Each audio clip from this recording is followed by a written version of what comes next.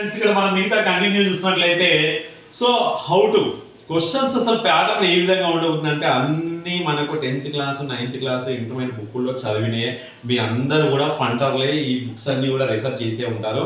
కాకపోతే ఏంటంటే క్వశ్చన్ అడిగే విధానం ఎగ్జాంపుల్ ఇక్కడ మనకి వచ్చేసి కానిది ఏది సరైన ప్రవచనము ఏకు బి సరైనదైనా బి ఏలు మాత్రమే సరైనవి సి సరి కానిది జతపరచుము కారణాలు తెలుపుము ఏకు బి సరైన వ్యాఖ్య ఇలాంటి క్వశ్చన్స్ మాత్రం కొంచెం తిప్పి అడుగుతారు తప్ప మిగతా క్వశ్చన్స్ అన్ని కూడా కామన్గా ఉంటాయి. ఇప్పుడు మనకు చిన్న ఎగ్జాంపుల్ చేసినట్లయితే for example thiamine B1 vitamin లోపం వల్ల thiamine B1 vitamin chemical name thiamine దీనివల్ల మనకి బెరీ అనే వ్యాధి వస్తుంది. అంటే B1 విటమిన్ వల్ల థయామిన్ లోపం వల్ల బెరీ అనే వ్యాధి వస్తుంది. దీన్ని అడిగే పాయింట్ ఆఫ్ వ్యూ చేంజెస్ ఉంటాయి. నేను చెప్పాల్సిన విషయం మీ అందరికీ తెలిసిందే, కాకపోతే ఏంటంటే ఒక ఎక్స్ట్రా ఇన్ఫర్మేషన్ అంతే, అడిషనల్ ఇన్ఫర్మేషన్ అనుకోవాలి. Thank you friends. ఏంటంటే బెరీ వ్యాధి రావడానికి కారణమైన విటమిన్ దీనిలో కరుగుతుంది. లేదా ఒక వ్యక్తి బెరీ అనే వ్యాధితో బాధపడుతున్నాడు, అతడు ఏ విటమిన్ లోపించై ఉండొచ్చని మీరు భావిస్తున్నారు.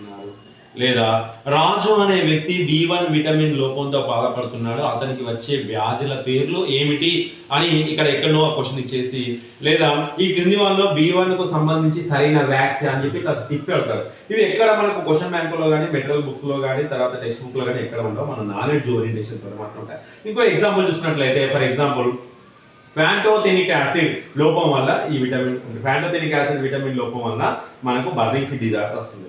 రాజమ్మ అనే వ్యక్తి కాళ్ళలో మంటలు రావడానికి కారణమైన విటమిన్ పేరై ఏమై ఉంటుందో ఇక్కడ గుర్తించండి. ఇది ఈ పాయింట్ ఆఫ్ వ్యూ.